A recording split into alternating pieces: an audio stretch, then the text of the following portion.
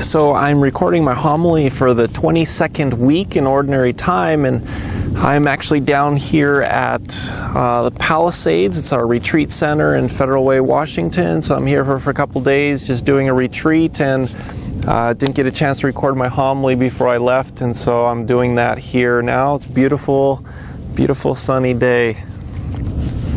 Just want to review just for a second a little bit about my previous week's homily. And so you remember the readings of the previous week, the 21st Sunday, where Jesus is talking about how the path to heaven is a narrow path. And I can relate to that. I just came down the hillside. There wasn't even really a path. That's why I'm covered in stuff. The narrow path to heaven is not God's creation or his design to weed out the weak people. And so I had talked about that the previous week. And so why does Jesus talk about it being the narrow path? And so you have the narrow path. Well, you think about a narrow path. You think about when you want to go for a hike. And so you go up a really steep hike and you have all those switchbacks, right? Now, if you're in really good physical condition, you're going to enjoy the hike because of nature, because of the beauty, because of the people that you're with. And so the physical exertion is not going to bother you that much because you're in good physical shape. And so you can enjoy everything going on. In fact, you could even help other people who are not as in good physical condition. The narrow path to heaven is kind of like that. And so you have people who are in good spiritual condition and people who are not in good spiritual condition. And so if you're in good spiritual condition, then this narrow path, it's not meant to be something that causes you suffering. It's simply the path that leads you to something much better, something far more beautiful. And for somebody who's not in good spiritual condition, it is hellish. They don't want to do it. In fact, they feel like the path to heaven is just a bunch of rules that have been imposed on them. They feel like it's miserable. To develop that spiritual condition, that spiritual health, so that we really can be free to enjoy everything that God has designed for us, is very important. And so I had talked about the previous week also. I'm sorry, my feet are getting wet here. Previous week I talked about was that in the Catholic Church right now, in some ways, we've denigrated the value of this mission, this path to heaven. And so I was talking about how I think many people act as though every single person goes to heaven irregardless of what they do in life. And so it's like we give people the benefit of the doubt, but we take it to the extreme. I've never ever heard anybody at a funeral or anywhere else say, you know, it's really too bad that so-and-so or this person didn't live their faith. Because according to Jesus Christ, it means they are not going to go to heaven. We don't talk that way. We talk as though everybody goes to heaven. Now, that's almost like, let's say in your company that you work for, your boss comes to you and says, hey, we're not going to expect anything of you. You don't have to even show up for work, but we're going to pay you nonetheless. Now, what would that do to the company? It would kill it because it wouldn't produce anything. There would be no satisfaction in doing a good job. Now you think of companies that produce very important things, like Boeing produces airplanes. In fact, we have the flight line right over here, so I can hear the planes flying over. Can you imagine flying on an airplane where there was no quality control and no expectations that the employees did a good job? No, none of us would fly on that plane. So why would anybody join a church when there's no expectations of doing anything great, of participating in the mission that God has given us? People aren't going to do that, right? Kids are going back to school. What if the teacher for your kids said that they weren't going to require them to do anything through the whole course of the school year? Man, you would yank those kids so fast, right? Because we know that discipline and effort and having a mission and a purpose are all intrinsically part of love, intrinsically part of a mission, and that's true for us as people of faith as well. Now, I want to tie this all in for this week. So this week, Jesus in the gospel and the first reading, he's talking about humility. Humility is so important. Now, Mother Teresa is going to be canonized a saint in a few days. In fact, maybe by the time you watch this, she's already canonized a saint on September 4th. And we often think, anyone in the world, if you were to ask who is the model of charity, we would say, well, Mother Teresa. But I also want to say that she's the model of humility. In the end of the gospel, towards the end of the gospel today, Jesus defines humility for the Pharisees whom he's speaking to in terms of who they invite to their home, who they invite into their life. And he's not just talking about, hey, go throw a party, invite the blind and the lame and the poor. What he's talking about is a condition of the heart.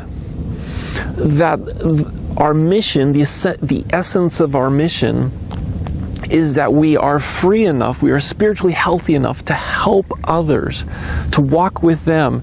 And not like, oh, I'm going to help this poor person, and then I'll go back to my home and they go back to their little hovel. Not that. But that we're really truly brothers and sisters. And so that in loving them as though they were our family, because they are, spiritually speaking, we are brothers and sisters. And so loving them as an equal, loving them in that way, means we are truly accomplishing the mission of proclaiming the good news, not as top down, but as brother and sister. And so when he speaks of inviting these people into the home, it's as one's equal, as one's brother and sister. Mother Teresa understood that. She didn't go during the day and help people and provide, soup at a soup kitchen and then leave and go back to some mansion or something like that. She didn't do that. She lived with them. She lived amongst them. They were her brother and sister. She understood that deeper level of humility to lower oneself down, right? Which manifested a deeper level of love. Now, we can grow in humility in a couple ways. And I think we all want to be more humble. We just don't like the process of becoming more humble, because sometimes it requires humiliation, which is where we get the word, right? So sometimes humility is thrust upon us forcefully, and it's miserable. We don't like it at all. But if we're seeking, if we're desiring to grow in humility so that we can be more free to love, then we will see those moments as opportunities. So, for example, I remember a while back, somebody I knew who was pulled over by the police right in front of our school, and actually it was one of our staff persons, and she was so embarrassed because we saw it happen, and it was right in front of everybody, and she was so embarrassed getting pulled over by the police for speeding right in front of our school. And of course we didn't let her live it down either. That didn't help. But the opportunity to grow in humility was thrust upon her, and I'm sure it was miserable. We all have examples like that when we trip in front of everybody in public, or we get rebuked in a very humiliating way in front of people. Those can be opportunities, though. They can be opportunities to grow in humility. So that's one. It's those abstract moments where we're just humiliated. But then there's also when God's working a little deeper. And so there's the path of humility when something happens to us and we have to learn how to receive love because we've been lowered. So for example, let's say you're very independent in your life, and so you enjoy the freedom of being very independent. You can drive, you can walk, you can take care of yourself, you can go to the bathroom, you can shower, all those things. And then you break your hip, right? Or you have something happens in your life, and you're no longer able to drive. You're no longer able to even walk. You're no longer able to prepare your own food, or maybe even take a shower. And it's very, very humbling. And so you have to learn to rely on other people's generosity and love. Now, the graciousness of that is being able to receive the love. We could become just mean and nasty and hate every minute of it, or we learn to embrace that moment as saying, okay, God, I'm going to learn a little humility here, and therefore I need to have the ability to receive love. It's easy to give love. Sometimes it's hard to receive it, right? I know that even for myself. The third path to humility, which these are all connected, right? But the third path to humility is simply showing a greater love. I used Mother Teresa as an example. I want to use another example as well. So I just finished reading a book that was given to me by one of my former parishioners, and the book is called The Man Who Broke Into Auschwitz. The Man Who Broke Into Auschwitz. And so this is a book about a British POW during World War II, a British soldier. For about 4 years, he was prisoner of war of the Germans, the Nazis. And eventually he ended up in a camp that was right next to Auschwitz, one of the Auschwitz camps. Now, during the day, the POWs, the soldiers, would come out, and then the Jewish prisoners from Auschwitz would come out, and they would work together, and they were building a big manufacturing plant. So it was slave labor, right? But the thing that impacted this young man, this soldier, who was a POW, was the difference in how they were treated. They were given enough food to eat. They were treated with a little bit of respect, right? As opposed to the Jewish prisoners. And through the course of the time that he was there, he would say on average, the average Jew there lived a couple months, maybe 6 months, and the really strong ones could survive. But the others, by and large, were dead after a couple months. The food was horrible if they got any. The diseases, all the issues, and just basically they worked them to death.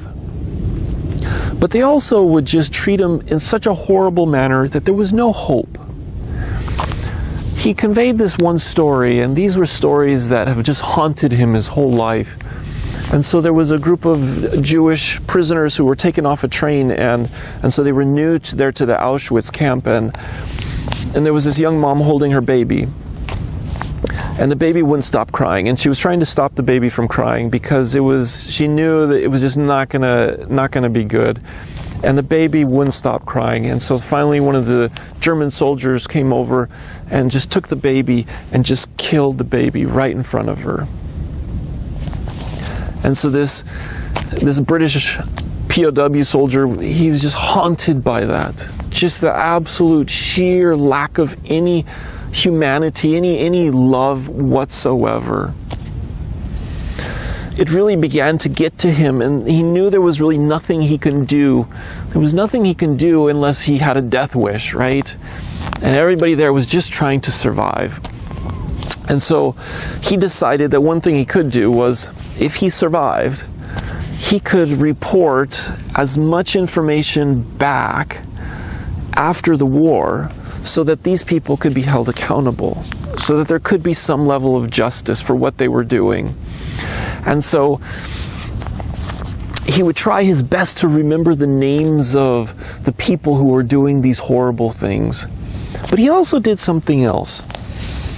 So one day he bribes one of the Jewish prisoners to give him his clothes. And so they switched clothes. And so for a day, the Jewish prisoner would join the POWs, and so he would get enough food to eat, and he would have a little bit of a break. Whereas this POW would put on the clothes of a Jewish prisoner, and he would basically sneak back into Auschwitz. And he was doing this because he wanted to see. There were so many rumors of the brutality that was happening back in the camp, the exterminations that were happening. And so he wanted to see for himself. And he ended up doing that several times. And perhaps it was foolish on his part, but he needed to do something. And so it was born of a love, but you notice he had to lower himself down. He had to become one of them in order to do something for them. Now, lo and behold, he didn't realize that for the few times that he had exchanged places, he had given that other prisoner a little bit of hope, right? A little bit of a break that maybe it would have helped them survive. Sometimes I wonder, as a Catholic priest, if I had lived during that time in Germany, would I have been silent, right? It would have been easy to be silent. Would I have spoken up? Would I have done anything and risked my own life for the sake of others? Or would I have been like so many people and just thought of myself? I realized my upbringing in some ways was different than a lot of people's. My parents, while we were growing up, would often bring us down to Planned Parenthood, the abortion clinic, to pray. And it was very non-confrontational. It was to pray. It really was. And so I grew up doing that. And one of the things I learned from my parents was, I learned that their love was very real. That this was something they believed in so strongly that they were willing to make sacrifice for it. And I could see it that when there were instances when one of the young moms would come forward and speak, who was considering having an abortion, that I saw in my parents and I saw in the people who we were with a really sincere love for the woman. We were there for the babies, because those babies were going to enter into that clinic and they were never going to leave. Kind of like Auschwitz, right? And so I saw my parents have a deeper love. They were loving the mom. But I also know that, just knowing my parents, they didn't just love the mom, they didn't just love the baby. They also loved the doctors and the nurses and the people who were doing these horrible things. There was a real love there for them. And the love was that they wanted to witness to the evil. They wanted them to stop doing that which was so horrible. When I came to Mount Vernon, as I was driving around the neighborhood, I realized that my apartment is only 3 blocks away from Planned Parenthood, and they do abortions here in Mount Vernon. And so, just talking to a few parishioners, I found there's a group that goes down there to pray.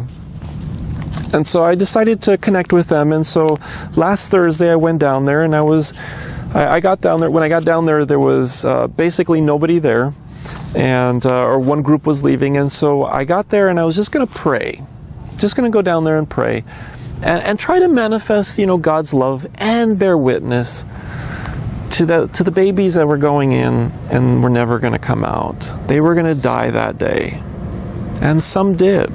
They died that day. So I was there praying. Well, another gentleman comes and he says, look, we've got some poster boards that you can hold up, some signs that you can hold up. And I have to be honest, when I was down there, I was actually embarrassed.